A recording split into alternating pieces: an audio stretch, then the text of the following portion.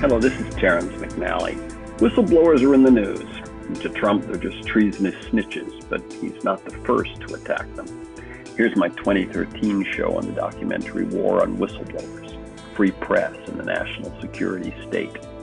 I speak with producer-director Robert Greenwald and with TAMM and Franz Gayl, two of the four whistleblowers in the film, about how they were punished under Bush and Obama for standing up to demand accountability and defend the Constitution.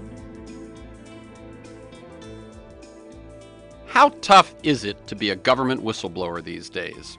A dozen years after 9/11, with a former constitutional law professor in the White House, the sad news is that to expose government negligence or illegality is to jeopardize your career and your life savings.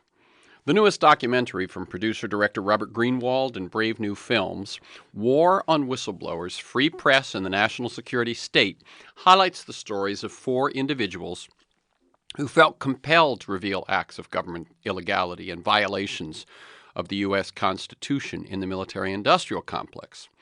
In the film, whistleblowers, journalists, and experts share how the government punishes those who stand up to demand accountability and defend the Constitution. Such actions and the atmosphere that they engender has a chilling effect on the speech rights of citizens and the free press. Today I'll speak about all of this with Robert Greenwald, and in the second half we'll be joined by two of the courageous whistleblowers featured in the film. Here on Freeform, we explore the lives and the work and the ideas of individuals that I suspect have pieces of the puzzle of a world that just might work. We look at new, innovative, provocative approaches to business, environment, health, science, politics, media, and culture, all based on the fact that I believe we can do better, and I want to find out how. Robert Greenwald, founder and president of Brave New Films, has produced and/or directed more than 50 TV movies and miniseries. Documentaries produced by Brave New Films have been streamed across all 7 continents and have been viewed over 70 million times and counting. At Brave New Films, Greenwald has produced and directed Uncovered, The War in Iraq, Outfoxed, Rupert Murdoch's War on Journalism, Walmart, The High Cost of Low Price, Iraq for Sale, The War Profiteers, Rethink Afghanistan, Koch brothers Exposed, and his latest, War on Whistleblowers. Welcome again, Robert Greenwald, to Free Forum. Thank you. It's wonderful to be with you. Great, Robert. As you may know, I like listeners to get a feel for the people behind the work and the ideas that we talk about, so I just did a quick bit of bio, but could you tell us in your own words a bit about your path? And feel free to mention mentors, turning points, moments of decision. How did you get started in film and television? And then what led to your leaving that world for the work that you do today? Well, I'll try to keep it in under 5 hours, my answer. I actually began working in the theater in New York, where I worked off Broadway. Then got a job to move out here and directed plays at the Mark Taper Forum. And I discovered one thing very quickly, which I have some skills, but the skill I don't have is be a good employee. So I needed to pretty quickly start something of my own, and I was fascinated by film and TV, so I decided to start a film and television company, having no idea how impossible it is, but I did.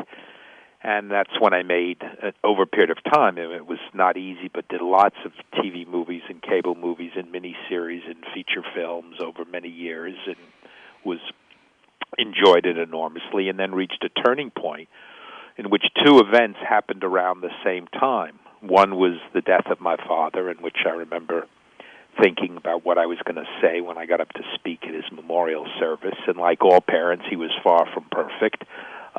And I remember thinking, well, one of the wonderful things he's passed on to me was this commitment to social justice beyond your own narrow needs. And so that was something that I spoke about. And then right around that same time was 9/11, where I was very struck by how quickly our country moved from understandable pain and grief, but without missing a beat, into rage and revenge. And those 2 things came together for me and led to my decision to leave commercial film and television over a period of time and begin to do something, because I was able to afford it at this point, where I could become a full-time volunteer and use the skill set I have to tell other kinds of stories. And that ultimately led to the documentaries, and then it ultimately led to setting up the Brave New Films and Brave New Foundation. Very good. I must say something resonated there for me, which is I once made a speech at a college reunion in 1989, and I ended up talking about what are we doing these days to deal with the environment, and ended up, haunted by my own words, which it sounds like happened to you as well. How has Brave New Films evolved? In other words, at first, it's you by the seat of your pants putting some stuff together. But at this point, you have, how shall I say, a multi-pronged approach to information, activation, participation, that sort of thing. If you could explain that to listeners. Sure. Well, we started by doing individual films, and then discovered pretty quickly that there were some amazing, talented women and men, and that each film we learned particularly how to work in this universe around content, merging the politics and the personal, and equally important, around distribution. How do you reach an audience in this new changing world where in the middle of, early in our work, this new crazy thing called YouTube came out, and we decided to experiment with YouTube. So what we do is we put as much time and energy and staff resources into getting the films or the short videos out into the world as we do into the content. So our multi-pronged approach is essentially one that's constantly looking for the changes. So initially, we did the films. Then with our friends at Move On, we initiated the first house parties. Then with the birth of YouTube, we started putting short clips on YouTube. Then early on, we started putting resources into this crazy idea called Facebook, Twitter, social media. Now it's everything. There's no longer one-stop shopping. The way you reach people, whether on their phone or Reddit or Hulu or Netflix or Amazon or our website, is multifaceted. So we go and use all those approaches.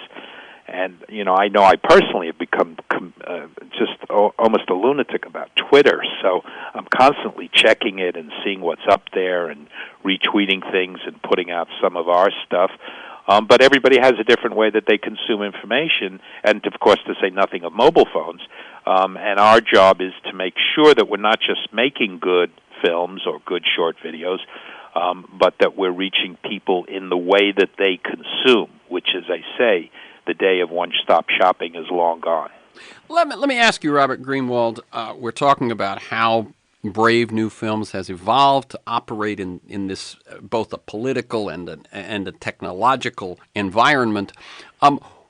What are some of the things you're proud of up to this point? In other words, you've put information out there. Have you had effects from the ripples of what you've done? Well, in the world that we work in, which is around messaging and information and activating people through our work, it's not as easily measurable as electing a politician. Sure. On the other hand, I think it's more important, because I think all deep, profound social change starts not with elected officials who are essentially chasing or reactive to the social change or the social movement, but it's building the movement. So I'm enormously pleased of the work we were able to do around Iraq, where we put out the first film, which really questioned the answers, the so-called answers we have been given about why we went to war. I'm enormously excited that we took on Fox News that nobody had done before, and look what it led to now. It's as a friend said, it's kind of like we lay down the tracks, and then many others are able to come in. And by the way, we make a great, great effort to work with all of the incredible on-the-ground groups, the organizations, KPFK, of course, and so that it takes a village for social change, and we put time and resources into whatever film it is to make sure that we're working with the people who've been there before and will be there after us. So similarly with Walmart, similarly with Rethink Afghanistan, similarly with the Koch brothers, I think in all those instances we've been able to impact and affect the way people think about something, the way they feel about it, and then helping motivate them to take action. Now, we don't choose one action. I don't think that's our role. I don't think it would be smart. But we work with many, many different groups who have all kinds of action plans. Very good. That makes a lot of sense to me, actually. In other words, you're working sort of as the media arm, in a way, of a lot of organizations with a lot of different ways of operating. Exactly right. And that we do is we say, look, did you know this about Walmart? Or here's this about the Afghanistan war. Or did you know about the Koch brothers? And we do the full films, and we do short pieces. And then we make it available to people through our website or Facebook or Twitter or, everything I've mentioned.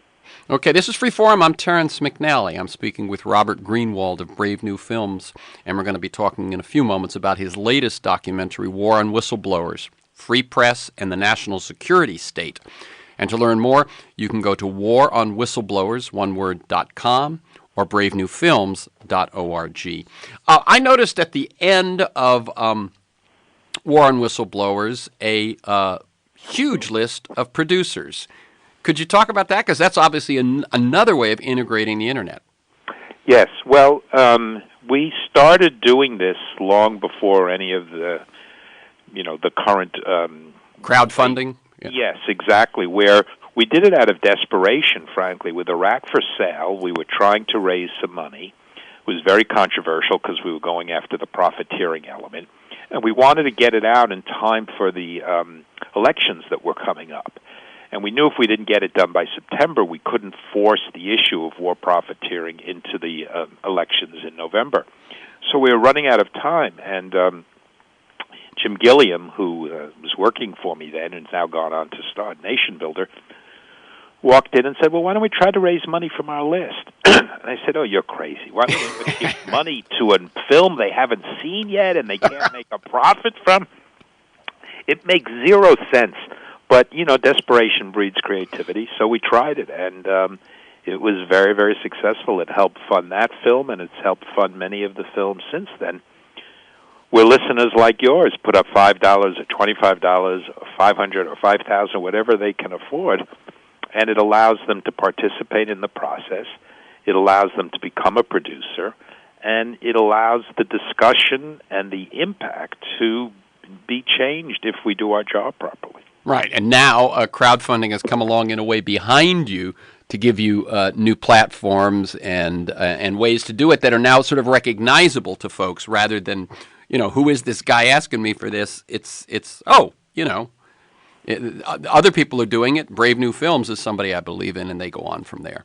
Exactly right, and the people are less reticent. We with the whistleblower film, and over this weekend we're trying to raise money so we can complete our drones movie, so it continues. Very good. Yeah, that brings me to the next thing, Robert. Robert Greenwald, Brave New Films. In addition to War on Whistleblowers, which we're going to talk about at length and feature two of the whistleblowers in the second half of this show, what are others of your current projects? You just mentioned the drone project, but what else are you guys working on? Well, the drones is, as you can imagine, now that Whistleblowers is filmed, we're putting a lot of energy into getting it out there, and of course, all the whistleblowing news, a lot of which I'm happy to say we've been able to impact with the film. But the drones, I took a trip to Pakistan, which we raised funds from listeners like yours, and we now have some amazing, heartbreaking, and powerful interviews with people, drone victims in Pakistan. We're talking to national security experts and former CIA people, so we're in the heavy process of editing that. We also have a relatively new campaign called Beyond Bars, which goes after the fundamentals of mass incarceration and challenges the notion that we can lock up people and be safer. And then we have a third campaign, which has been several years now and increasingly successful, called Cuéntame, Tell Me Your Story, which is oriented to Latino issues and have done tremendous work on immigration and private prisons, and we'll be doing a lot around student debt, which disproportionately affects Latino youth. And how does the Tell Me Your Story piece fit into that? This is the first I've heard of this one, Robert. So how do individuals telling their story fit into this larger campaign?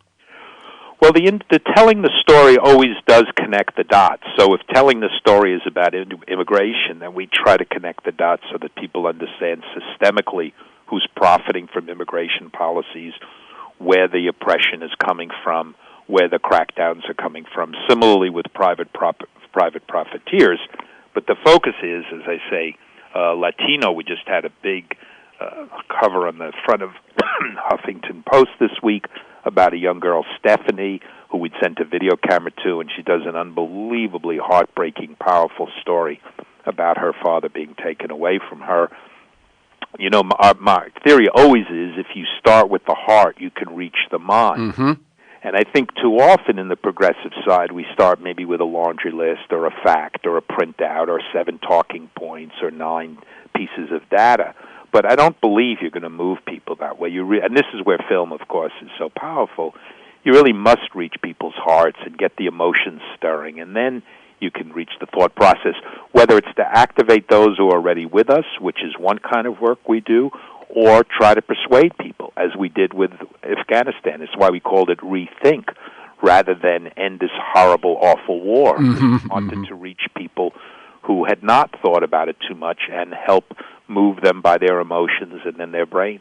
Right, because Afghanistan, as people remember, was compared to Iraq, it was called, you know, the good one, the one we had a reason for, long after there was any reason apparent at all. And so, yeah, I can see where that one is one where you've got to move people from sort of the accepted common wisdom. Exactly, and particularly, frankly, around national security issues, you have a problem because with the Democratic president, if this were Bush on Afghanistan or this were Bush or Republicans on drones, people would be out in the streets protesting and raising hell. But unfortunately, some folks become too blinded by partisan issues, and I believe, again, looking to social movements, we need to stay true to what we believe in and why we believe in it, and then if we advocate and articulate and move, the politicians will be forced to come along, whoever they are. Yeah, that's a very good lead into War on Whistleblowers. Before we do that, are you, since you've made the Koch brothers film, are you doing anything around the rumored attempt by the Koch brothers to buy the Tribune Company and the LA Times? Yes, we've been in discussion with some of our partners and colleagues, and we're trying to be helpful there with some videos, some of the pieces from the film. There, as you know, there's more and more ongoing work. So we hope it will. We can help. And there's a section in the film which shows what they do with colleges, where they literally go in and give money to colleges, but demand ideological loyalty in return from professors or who's booked or the syllabus. So there's a good example, and they're pretty open about it. You know, they're not breaking any laws. This is what they do. This is the same thing we would see if they took over the LA Times. They're not buying a newspaper as a business investment. Right, exactly. Not this day and age. No. Okay, I'm speaking with Robert Greenwald. He is the founder and head of Brave New Films. We're about to jump into speaking about his latest documentary, War on Whistleblowers, Free Press and the National Security State. You can learn more at waronwhistlblowers.com or bravenewfilms.org. How did you choose to make this particular documentary? And let me just preface that by saying, obviously, we've heard, you know, voting, media, immigration. There's lots of war. There's lots of issues to choose from. What made this one a film? Well, every time I make a choice to do a film, it means that we're not doing 19 or 20 or 40 other films. Exactly. So we take this decision very seriously. We have a whole campaign around war costs, and that's the drone film will be done in that work. We're doing, you know, a series of short pieces. And with Whistleblowers, as I was reading the articles making clear how severe the crackdown was, you know, I got concerned, but it wasn't enough because I didn't feel it was systemic, which is what we always try to do, go after the system itself. And then in doing research and talking to people, it became clear that it wasn't just a general crackdown on whistleblowers. It was a crackdown on national security whistleblowers. And that's when the light bulbs went off. And that's when we said, oh, of course, this is another example of the cost of war, where the national security state, which is fanatic about secrecy to the price of democracy, was exerting its will again. And so we felt that was a connection people weren't aware of. That was an important point we could make, and that would tie into our overriding message that a country perpetually at war is paying a price in many different ways. And so specifically why the subtitle, Free Press and the National Security State. Whistleblowers are not members of the press. So what's the connection there? Well, that evolved as we were doing the research, and it was something we did not know in advance, but every single whistleblower we talked to told a version of the same story. They tried to work within channels. They weren't able to. They went outside, they went to the press, and that's when they were able to have impact and success and change laws or sometimes put themselves in jeopardy. But it was going to the press that made the significant difference, and then we were able to get amazing journalists to be in the film, Jane Mayer and Bill Keller, New York Times, and Dana Priest. And by the way, we should tell your listeners that free copies of the DVD, thanks to a generous donor, are available if you go to our website and have a screening, friends, neighbors, colleagues, whatever, and then send us a photo. So we encourage people to do that.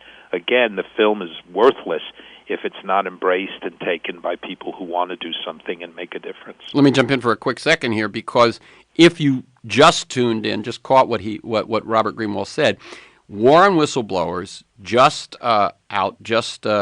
getting its premieres and so on.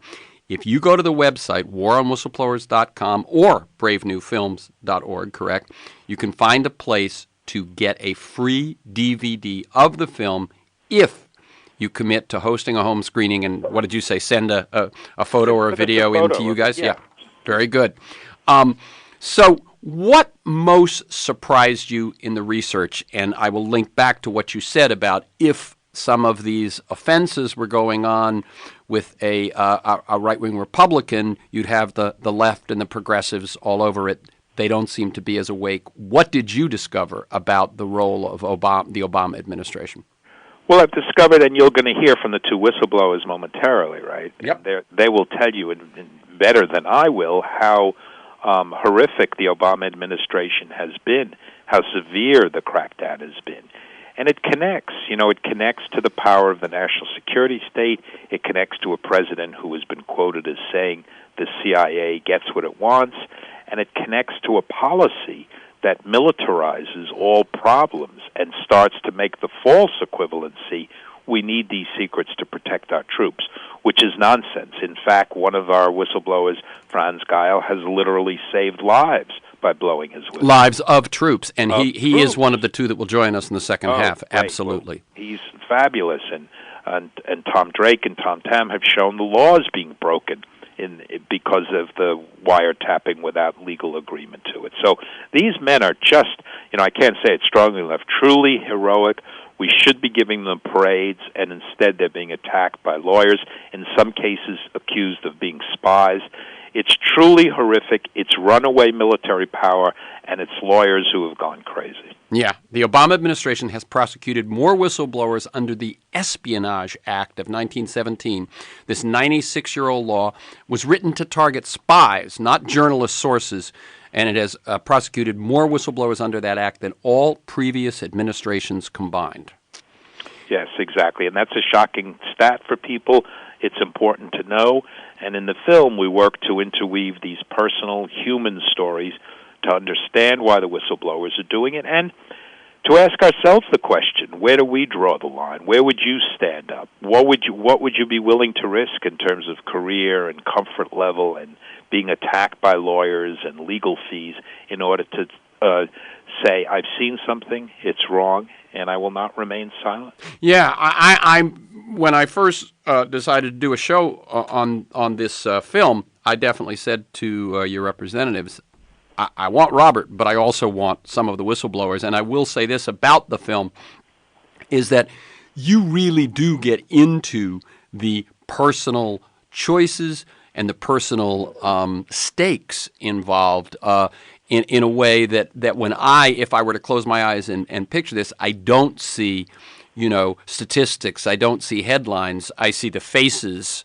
of the whistleblowers. You track 4 of them in particular, and so I commend you on that. Now, I will bet that many listeners assume that whistleblowers have legal protections. What is the reality around that issue?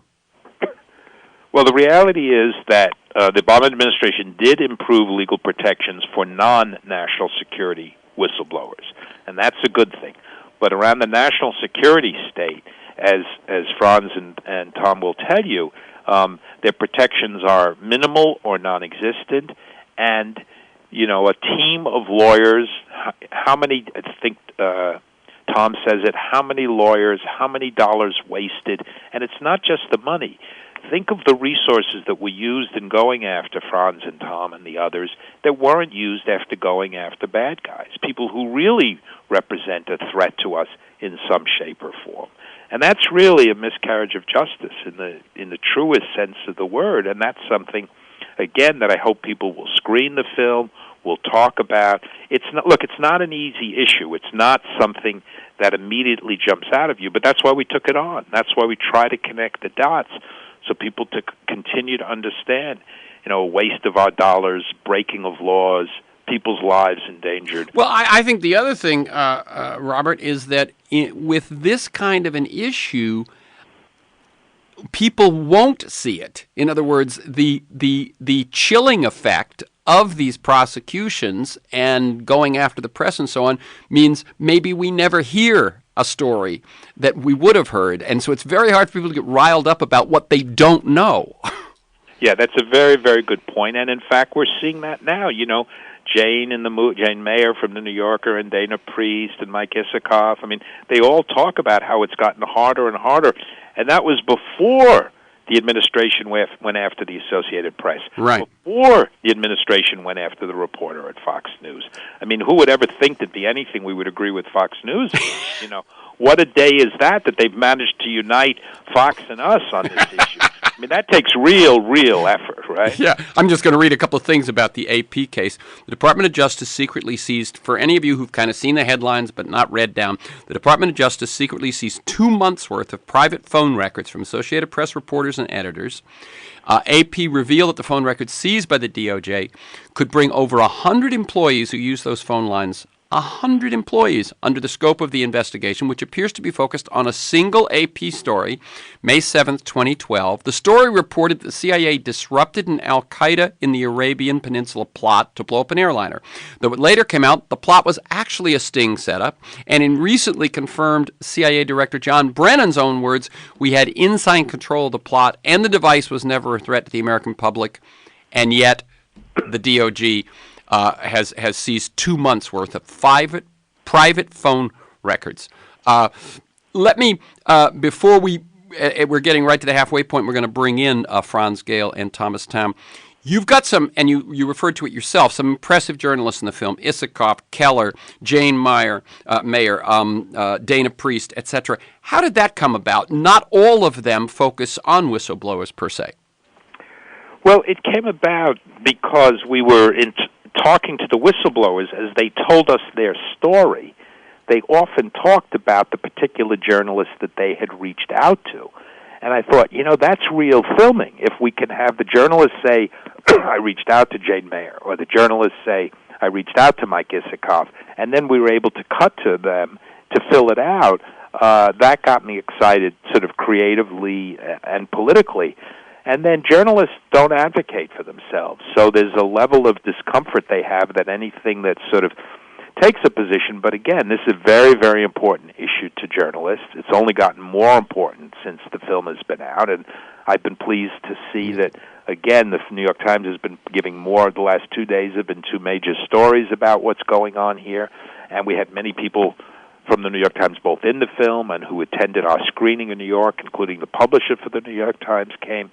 So, we're able to do something that the papers themselves and the reporters themselves, with all of their power, generally don't do. So we talked to them about the film, we explained what we were doing, and over a period of time, we got them to agree to participate. Right, and what it does do for me as a viewer is it really links these 4 cases, 4 individuals that you focus on, as we said before, to get the personal into it, and then these top-flight journalists give us, again, that systemic view, and it is that point that, okay, these guys are, each of them has an individual case, but what they're talking about is how the very notion of a free press of a free, unbridled press, in the Constitution, one of the foremost things that the Founding Fathers aimed for, is under threat in this kind of an environment. Well, that's exactly right, and you hit the key word, which is, I've mentioned it and it's worth repeating, which is systemic. That's what we try to do at Brave New Films and Brave New Foundations, with Beyond Bars, with Quentin, with Warcost, with the films. We try to connect the dots so that people understand it's not a question in Walmart of one bad boss. It's not even a question with drones of one bad tactic. It's a problem systemically of capitalism run amok, or it's a problem systemically of a country and an ideology and a profit motive that believes in war. So the more we can make the systemic case, the more we can provide an important function, and the more we can provide tools to listeners like yours who then go out and do something. So, before I bring them in, how did you choose the cases and individuals that you end up focusing on? You end up focusing on 4, Thomas Tamm, Franz Gayl, Tom Drake, and Michael Lefcourt. Well, it was hard because there were a lot of cases, frankly. So we looked at them from the point of view of relevancy to today, emotional impact. Franz's was easy, right? Here he was saving, easy for us to do. Exactly. No question, if it would be malpractice if we didn't use his case, right? Tom Tamm, there was so much about it, from the cover of Newsweek to the fact that his whole family had been in the FBI, to the telling us this amazing story about how he discovered that they were listening in on phones that they did not have the legal right to. So over a period of time, the cases that seemed the best from a storytelling and a political point of view emerged. And then we reached out and talked to the various whistleblowers, made sure that they were comfortable and that they would be willing to participate. Okay, one last question before I take a brief break and bring in the other guests. Why not more in this film about Bradley Manning or WikiLeaks? I wish.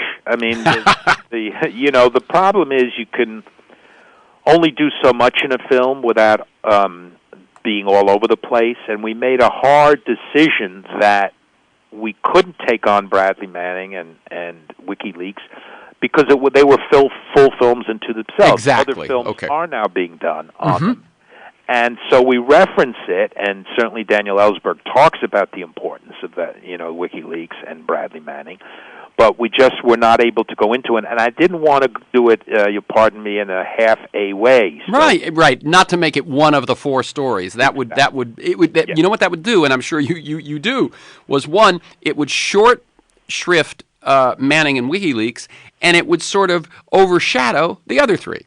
Exactly, and I felt that fortunately there were going to be films about them and stories about them, so we gave them the respect that they deserve, and we were able to bring on these guys who you're going to talk to now, who were not getting as much attention and who have done an important job. Very good. I'm Terrence McNally. I'm speaking with Robert Greenwald of Brave New Films about his latest documentary, War on Whistleblowers, Free Press and the National Security State, and you can learn more and actually get a free DVD if you are willing to host a screening in your home and send Brave New Films a photo attesting that you did so. You can learn more and get those free DVDs. You can go to War on Whistleblowers, one word, waronwhistleblowers.com or bravenewfilms.org. This is Terrence McNally. You're listening to my 2013 show on the documentary War on Whistleblowers, Free Press and the National Security State. And I'm speaking with producer-director Robert Greenwald and with government whistleblowers Thomas Tamm and Franz Gayl. Now I'd like to bring into the conversation 2 of the 4 whistleblowers featured in your film, Thomas Tamm and Franz Gayl. Hello, sir. Hello. Which one is that? This is Franz. Franz. And Thomas? Hi, Thomas Tamm. Very good. So I'm going to read brief bios for the 2 of you, introduce you to our audience. We've talked about both of you a bit in the lead up to this, and then we will we will go into each your individual stories and the meaning you draw from them. Thomas Tamm is a former attorney to the U.S. Department of Justice. He uncovered warrantless wiretapping by the National Security Agency, NSA, under the Bush administration. He was one of the anonymous sources for the New York Times article, Bush Lets U.S. Spy on Callers Without Courts, in 2005, which led to an enormous publicity, attention, and a criminal investigation. Tamm eventually told his full story to Newsweek's Michael Isikoff in 2008, and for his whistleblowing, Thomas Tamm was awarded the Ridenour Prize for Truth-Telling in 2009. Franz Gayl, while working at the Pentagon as a science advisor for the Marine Corps, he was a Marine, he volunteered to deploy to Iraq. And upon his return, he alerted the Office of the Secretary of Defense, later the Congress and the media, to critical equipment shortages. Vice President Joe Biden has acknowledged Gayl's central role in raising the visibility of these needs, and yet Gayl has been the target of years of retaliatory investigations and workplace harassment.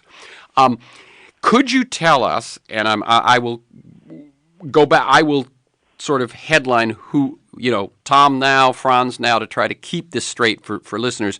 But could you tell us, in your own words, very briefly, a bit about your personal path up to the point of your whistleblowing? In other words, any movie, any story has the backstory, and then something happens which sends us in a new direction. What was the life up till that inciting incident that led you to become whistleblowers? First, Thomas Tamm. Well, I come from a background of law enforcement. My father actually was in the FBI. My brother was a career special agent in the FBI, and I had been a prosecutor and had joined the United States Department of Justice in their death penalty unit. I was the only attorney in the unit that was opposed to the death penalty. But after 9/11, we had the opportunity to meet with families, victims' families in New York, and it inspired me or motivated me to go to try and go after the terrorists who had attacked my country. So I transferred in the Department of Justice to the what was then called the Office of Intelligence Policy and Review, and it was where we conducted what I thought were legal wiretaps to listen to people that we thought might be related to terrorist agents. Okay.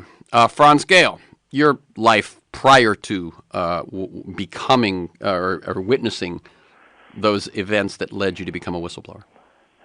Well, I've been a Marine my entire adult life. When I was 16, I dropped out of high school. I was really a loser kid and really going nowhere. The Marines were still taking such kids in 1974, and that has become my entire identity since. I owe everything to the Marine Corps. They've given me a character foundation that has benefited me my whole life. I was in for 3 years after in for about almost 5 years after my 17th birthday when I came in. Got out as a sergeant, went to school, came back as an officer because I missed the Marine Corps, and I was in as an infantry officer until I retired in 2002. I got up to the rank of major. Couldn't get promoted past that, which is fine, but I still wanted to be a Marine. So I was brought back as a civil servant. While I was on active duty, I'd been sent to graduate school, learned some things about their technical, and I was brought back as a science and technology advisor. And I was doing very well. I mean, they even promoted me twice as a civilian. Coming back, I left as a major, and I came back as a GS-15. That's like a double promotion. And so, I mean, the Marine Corps has been extremely good to me. And they sent me to grad school again in 2006, just before I went to Iraq. I guess things go extremely well when all your time, you've never been critical of your own organization. If I had had a reason, maybe I would have been, but I've always been, a motivated Marine as a civilian and when I was on active duty. Finding fault in all others, but never my Marine Corps. Sure. Well, things changed when I went to Iraq, and you've heard a little bit about that story, and discovered some very ugly things that were, in fact, costing lives unnecessarily. And so I tried to get up through my chain of command to the officer of the Secretary of Defense, but I was actually stopped. I went to the office anyways. I went around my chain of command, so my problem started. But I was stopped by my own chain. The reason is because what I was revealing was, in fact, what could be perceived as the leadership of the Marine Corps at certain levels and certain commands having the blood of their own Marines on their hands, which, in fact, if there is such a thing in that concept, is true. And there's no way that the Marine Corps is going to allow that to be outed. That's taking something outside the family that you never take outside the family. Well, in my opinion, it was more important to take it outside the family to fix it.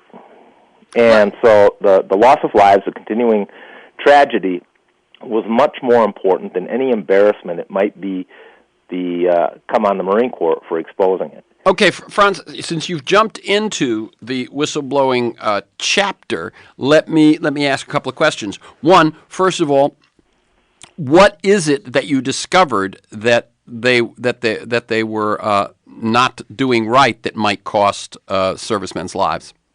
The Marines in Iraq for several years had been requesting very specific pieces of equipment that they knew and had done their own research were going to mitigate casualties.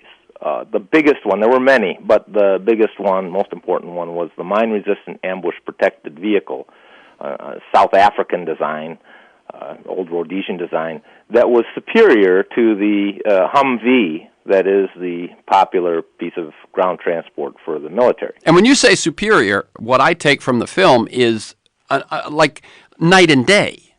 Night and day, and it's most recently been confirmed by the Department of Defense itself. The MRAP, as it's nicknamed, is 13 times more survivable than the Humvee, the armored Humvee, when attacked by these bombs. It's so over the top, off the chart superior. It's insane that this was not realized long before the war in Iraq. In fact, the Marines and the Army knew in the early 90s that the Humvee, the armored Humvee, was a death trap against such bombs. And so it was crystal clear. It was obvious that was the choice for the type of combat environment the Marines were finding themselves in. Right, where most of our casualties come from IEDs, from running into exactly. IEDs. At that time, and I think the figure is actually, the movie states 30%. It was actually far above 60%, maybe even above 70% of the casualties in Iraq were from IEDs. And when you say casualty, that doesn't just mean death. That means the folks who suffered the maiming and the horrible head injuries that they will be living with and we will be paying for the rest of their lives. Traumatic brain injury, burns, amputations, the awful maiming that has been done to so many of our service members, certainly the Marines, but the other services as well. It's just awful. And that will be with those young kids who are now young kids for the rest of their lives. Right. And also for taxpayers, which is not, obviously what happens to those individuals is the paramount issue, but for taxpayers, the costs of both of these wars, where the casualties are mostly IEDs, will be with the taxpayers for the next 50 years. Indeed it will, and it'll be a high cost if the taxpayers are doing the right thing in terms of giving the attention to our wounded warriors that they should be. Now, you point out that the services knew the differences. They knew the superior piece of equipment. What happened? Why weren't they using them?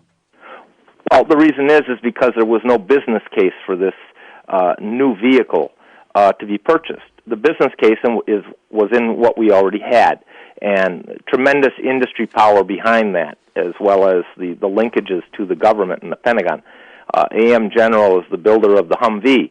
They've made so many of these things, I think they're almost in the realm of countless, and not just for the United States, but other foreign sales.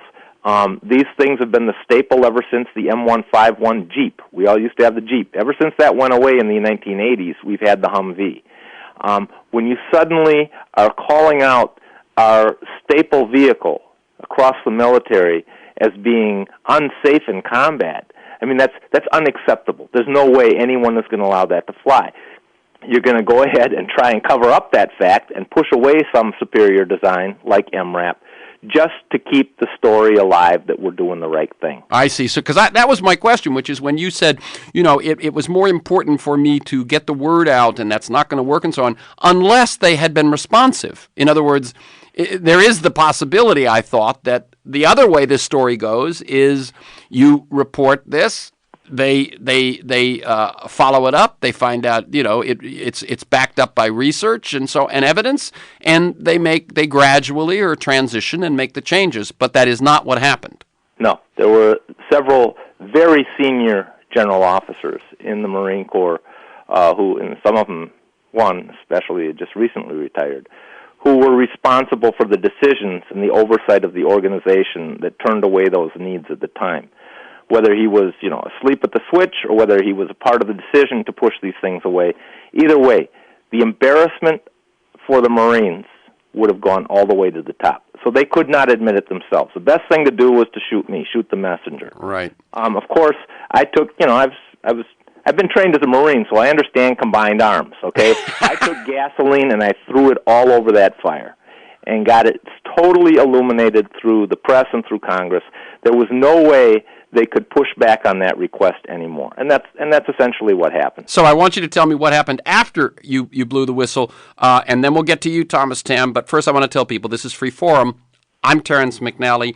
The voices of those I'm speaking with are Thomas Tamm and Franz Gayl, currently speaking to Franz Gayl. They are both whistleblowers featured in the new Brave New Films documentary, War on Whistleblowers, Free Press and the National Security State. And it highlights the stories of four whistleblowers. Franz and Thomas are two of them, and you can learn more at waronwhistleblowers.com or bravenewfilms.org. Sticking with you, Franz, and then we'll go to you, Thomas. So, what happened? So you've gotten nothing accomplished by going through channels. You then, as you say, threw fire on it. What happened then? Yeah, I went around the chain of command. So that gave my commanders, but I did it in plain sight. I didn't do it, anonymously or anything. It was my choice. I could have done that too, but I decided to do it in plain sight because I was dealing with my Marine Corps culture as I thought was appropriate. So I did it in plain sight. I told my supervisors I was going to Congress. I told them that I had spoken to the press. I went on the record on the press, et cetera, et cetera. Well, of course, there's going to be immediate consequences. They started out with formal counselings and formal reprimand, then a formal proposal for suspension, personnel improvement programs, bottom feeder in terms of all respects of my performance evaluations. I had several advocates that came to my assistance that Robert knows well, and they're just wonderful. Project on Government Oversight, the Government Accountability Project. So I was really lucky. I had a lot of support early on that kind of fended off. But finally, a few years later, they finally found a way to go after my security clearance. That's the way you get national security whistleblowers. You go after their security clearance, define them as unreliable, untrustworthy, having poor judgment. As soon as you do that, there's no court of appeal, at least yet, and you can get rid of them that way. That's the way they went after me. So what that does is that basically takes you out at the knees and makes it impossible for you to continue in the career that you're in. Exactly. I'm no longer able to accomplish the job that I'm hired for. I was kicked out of the sensitive facility I worked in. I was kicked out of the Pentagon. I was put on administrative leave for over a year. And so I was doing nothing for over a year. But again, my advocates, and again, I've been very lucky, and I think Thomas has had some benefits from these guys as well. They're wonderful. Gap and Pogo are wonderful. Right. Let me just give people those websites because I did want to do that. So this is the Project on Government Oversight, Pogo, and the Government Accountability Project, GAP. Both of these are very active supporting whistleblowers, supporting the free flow of information, and their websites are pogo.org and whistleblower.org. So those are pretty easy to remember. So so that's what the repercussions on you. Ultimately, they followed your advice. When did that happen? Well, the Secretary of Defense already knew, his name, Robert Gates, already knew that MRAPs, by different channels, he had already realized that MRAPs were the right thing to do. What he didn't know at the time was that were being obstructed at the lower levels, at the service levels where it happened, especially in the Marine Corps. And by throwing fire on it and getting in the press, he suddenly realized, hey, wait a second, my intent is not being followed. I know these vehicles are good, but the services are obstructing it. And he immediately made the MRAP a top priority for the procurement project for the DOD and forced the issue. And the services ended up, I think they produced probably 25,000 MRAPs faster. This has been, according to the movie, and it makes entire sense from the costs involved, like a $45 billion program, one of the biggest programs or the biggest program since World War II, a crash program. Mm-hmm. So, in other words, it was managing to connect the dots so that everyone is aware. You throw gasoline on it, you create a lot of light, and then suddenly things start to move. So good was finally done as you had hoped. And what have been the where do you stand today? What have been the repercussions on your life as we look now, Franz Gayl? I've been very lucky. I consider my luck exceptional. I have not the others like Tom and Tom Drake and others. I've just been lucky. That's all I can say. I've been brought back to work because the advocacy efforts worked, and the Merit Service Protection Board ordered the Marines to bring me back to work. So I'm back at work. I have my clearance back. Everything got returned to me, almost everything. How many years did you lose? I didn't lose any years because they paid me the whole time. The Marines were bold enough to send me home on administrative leave and strip me of my clearances and then try to fire me a couple times, but they never stopped my pay. So I didn't suffer as badly as others have. Okay, that's Franz. Bob McLean, a TSA whistleblower who you can hear about otherwise, that man has been without pay. Hopefully he will get it all back. But I was lucky. Okay, that's the voice of Franz Gayl. We're now shifting to Thomas Tamm.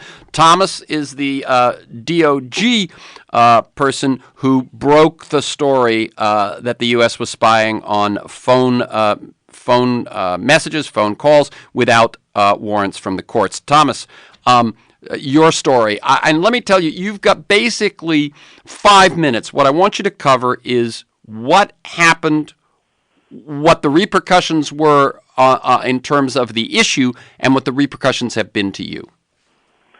Well, what happened was, the longer I worked in the government, I figured out that first of all, the CIA saw that we were engaging in rendering people for torture, and then when I went to the wiretapping court, I, as Franz said, I kind of connected some dots and figured out that there was a separate track that kind of avoided basically the court, and that there was electronic surveillance of Americans without obtaining legal authorization. I asked a few too many questions, and the very secret unit that I was in was told that people didn't ask questions, that they just assumed that it was illegal. And I consider myself, as I told you at the top, a law enforcement agent. So I went up to a friend I knew on the Congress and said, I need to know, is the co-equal branch of government, are they aware of this warrantless wiretapping? And basically I was stonewalled and was told that whistleblowers don't come out very well. So I waited a little bit longer and then decided to go to the New York Times, noticed Eric Lichtblau was covering the Department of Justice, met with him over a period of time, and he informed me that James Risen, a colleague, had other sources from the CIA and the NSA, and basically we put together the fact that there was large-scale warrantless wiretapping going on that was clearly illegal. It's been found to be illegal by 3 different federal courts. I was basically kind of forced out of the Department of Justice, was without a job for quite a period of time, have just opened my own law office and doing criminal defense, but in August of 2007, 18 agents raided my home, early morning hours, awakened my kids, scared my wife, took all of my computers and personal records and even my Christmas card list and cell phones. And 2 days later, I was offered the opportunity to plead guilty to an espionage charge that would contemplate me going to jail. Yeah, and by the way, notice that's espionage. For pointing out that that there was warrantless wiretapping going on, you are being offered the chance to plead guilty to a charge of spying against your country. Correct. And I didn't think I had done anything wrong. In fact, I thought the people that were doing the warrantless wiretapping, silly me, I thought they should be investigated and prosecuted. So I turned it down, and for a year and a half longer I was followed, and I'm sure my phone was listened to, and I know I was physically followed, and I know my emails were read. And finally I just got to the point where, against legal advice, and I had to spend a lot of money for a lawyer. I did not know about Gap and Pogo at the time. I've since learned, and they've been very helpful, but I didn't know that I could go to them. I just had my own attorney and had a lot of friends helped me pay some of those expenses. But I've, against legal advice, decided to meet with Mike Isikoff and basically lay out the entire thing and say, here's what I did. If you can prove me guilty of something, go for it. And I honestly thought that that was published, I believe, in 2008, honestly thought that when a new administration came in that they would say that there had been a mistake, and they appreciated me pointing out the fact that something illegal was being done, and like Franz, offered my job back, but that's not how it has played out. Right. No, one thing that we see in this film is we really, I think, as much as anything, especially with you and Tom Drake, I think we see just the choice you made and the cost that it has had, and that both of you, I think, thought a new administration, things will change, and that's what I talked about with Robert at the start, which is that the Obama administration, rather than reversing course, has doubled down on fighting whistleblowers and chilling the press. We've got to bring it to a close right now. I really appreciate both of you taking the time on a Sunday, on Memorial Day weekend, to spend this time with us. The film is War on Whistleblowers, Free Press in the National Security State. To learn more, you can go to waronwhistleblowerscom or bravenewfilms.org. A free DVD of the film is available to people who commit to hosting a home screening and then sending them a photo proving that you did. Thank you to Thomas Tamm and Franz Gayl, not just for your time this weekend, but for the courageous and self-sacrificing whistleblowing that you both and the others featured in the film did for the better of the rest of us. Keep up your good work. For this week's conversation and many other interviews, articles, transcripts of interviews, and to join me in pursuit of a world that just might work, go to TerrenceMcNally.net, TerrenceMcNally, TerrenceMcNally.net, or A World That Just Might Work, one word, .com. They're both the same website. If you want to receive my weekly email announcement telling you who's going to be on, what we're going to talk about, and 3 or 4 articles of background, sign up at my site or email me at temcnally@mac.com. You can also subscribe and listen to Freeform podcast at my site or on iTunes. This program will be archived for the next 90 days at kpfk.org. Check audio archives, scroll down by date and time. Thanks to Stan Mizrahi in production, and to you, my listeners. I look forward to being with you again next week.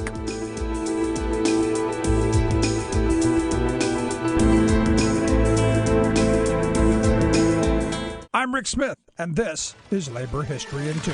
On this day in labor history, the year was 1990. That was the day that President George H.W. Bush signed the Radiation Exposure Compensation Act. Worker safety at the Nevada nuclear test site had been sacrificed during the Cold War era, as the United States rushed to keep pace with the Soviet Union's nuclear arsenal. The result was an increase in cancers, including leukemia, from workers being exposed to deadly radiation. For more than a decade, these workers tried to get Congress to pass legislation for compensation for radiation sickness. Uranium miners from states including Nevada, Utah, Arizona, New Mexico, Colorado, and Wyoming also joined the effort, filing a suit against the government. The courts ruled against the workers, ruling that national security needs trumped the safety of workers. Democratic Representative Wayne Owens from Utah sponsored a bill to give the workers compensation. In a statement carried by the New York Times, Representative Owens called the bill, quote, an apology to those people and their heirs on behalf of the government and the American people that were subjected and sacrificed for the Cold War nuclear weapons.